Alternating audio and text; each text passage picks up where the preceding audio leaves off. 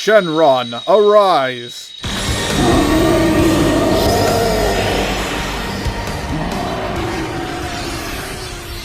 Why have you summoned me?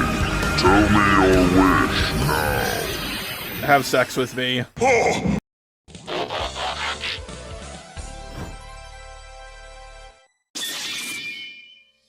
Naruto is about Naruto, One Piece is about finding the One Piece, and Dragon Ball is about the Dragon Balls. It's not Goku Sun Z, it's DBZ. The series was about finding the Dragon Balls before anything else. Despite all of that, the Dragon Balls have become less and less important, and Shenron isn't as powerful as you think, not by a long shot. Or maybe he's way more powerful than you can possibly imagine because his powers are completely inconsistent. But I'm not just going over Shenron for this video, I will also be talking about Porunga, Dark Shenron, Ultimate Shenron, Super Shenron, Black Smoke Shenron, and of course Tarambo. When Shenron was first introduced, he was known as the Dragon God, which is a title he definitely does not hold anymore. If anyone deserves that title, it's certainly Super Shenron. Now at the low end of scaling Shenron, you can put him below King Piccolo. After all, King Piccolo, after getting his youth back, one-shot him. Looks like he's been disarmed!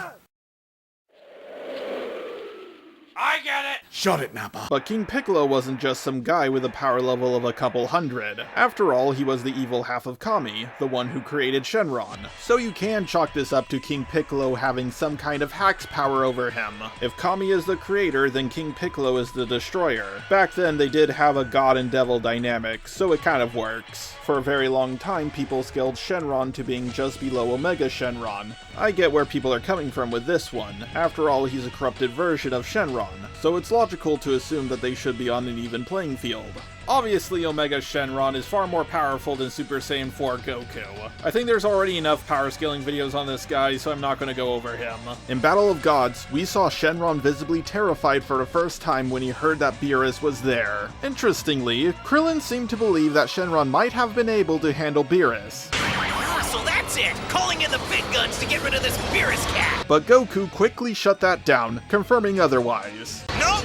Shenron can't handle him! Porunga stated that he couldn't force Goku to come back to Earth after he became a Super Saiyan, and since Porunga is more powerful than Shenron, especially after he was upgraded, I'm guessing that Shenron would also not be able to do this. The one called Goku wishes not to return.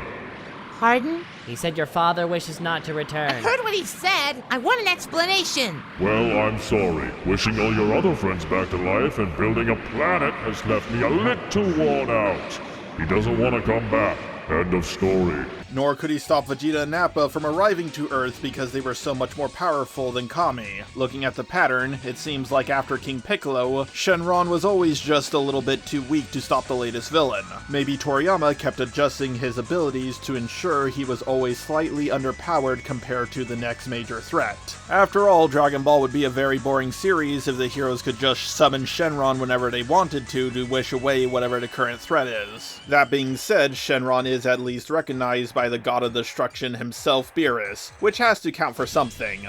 Oh, pleased to meet you. I've heard things. Likewise. However, Shenron has granted a wish in less than a year from time to time, which does create some inconsistencies with how his powers work. Shenron being summoned before the tournament against Universe 6 doesn't make sense in the timeline since Shenron should still be on cooldown. After being upgraded by Dende, Shenron had the ability to grant more than one wish. Sometimes he grants 2 and other times he grants 3. Sometimes after an entire year he only grants 1 wish. This issue becomes even worse if you count the movies as canon. But Shenron isn't known for his combat skills or destructive power. His true strength lies in the wishes he grants. He has revived countless people, some of them are extremely powerful warriors, showcasing his ability that surpasses raw combat feats. However, his abilities have some strange limitations. For example, he couldn't prevent Saiyan space pods from reaching Earth. He couldn't bring Android 16 back to life. I guess his magic doesn't work on robotics. He even said that he couldn't make Android 17 and Android 18 human, and in one of the video games he said he couldn't make Krillin into an android. Also, when it comes to reviving Frieza, Shenron could only gather his remains. It was Frieza's army that had to put him into a healing chamber to restore him fully. Back in original Dragon Ball, when Krillin, Master Roshi, and Chaozu first died, Bulma cryogenically froze their bodies so they wouldn't decay. This explains why the Dragon Balls were never used to revive Grandpa Gohan, the Saiyans, or everyone who died in future Trunks' timeline. A lot of fans think that this is a plot hole, but OG Dragon Ball explained why they couldn't do this in great detail. As for Goku, when he first died, it was stated that he was allowed to keep his original body in the afterlife. This is something that's only reserved for very special people. Tien, Piccolo, Yamcha, and Chaozu were the exceptions, not the rule.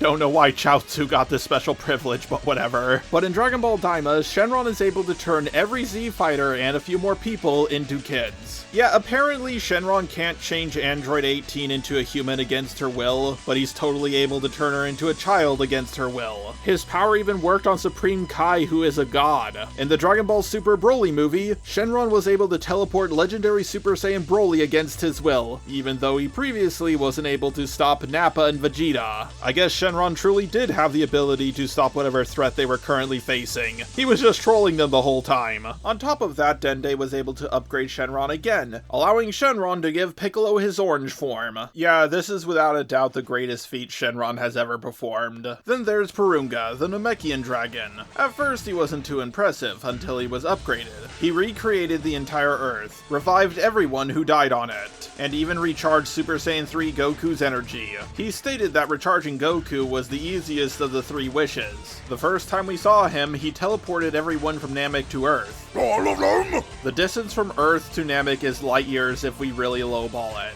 All this alone should make his power level multiple times greater than Super Saiyan 3 Goku. And unlike Shenron, he doesn't have a long list of anti-feats holding him back. GT introduced the Red Dragon, Ultimate Shenron. He casually destroys planets within a year, if the Dragon Balls aren't returned to the planet the wish was granted on, that is. Other than turning Goku into a kid and creating a planet, he doesn't do all that much. But he's undeniably stronger than Shenron. After all, he was created when Kami and Piccolo were one, which should make him naturally superior to Shenron. Dragon Ball Super introduced even more powerful dragons, like one capable of granting a power boost that rivals the God of Destruction, but at the cost of a large amount of the user's lifespan. Then there's Super Shenron. A pretty underwhelming name in all honesty. In my opinion, he should have been given something more unique. Super Shenron can grant near absolute immortality. Only Zeno himself has been shown to override it. Dark Shenron from Dragon Ball Heroes is pretty impressive.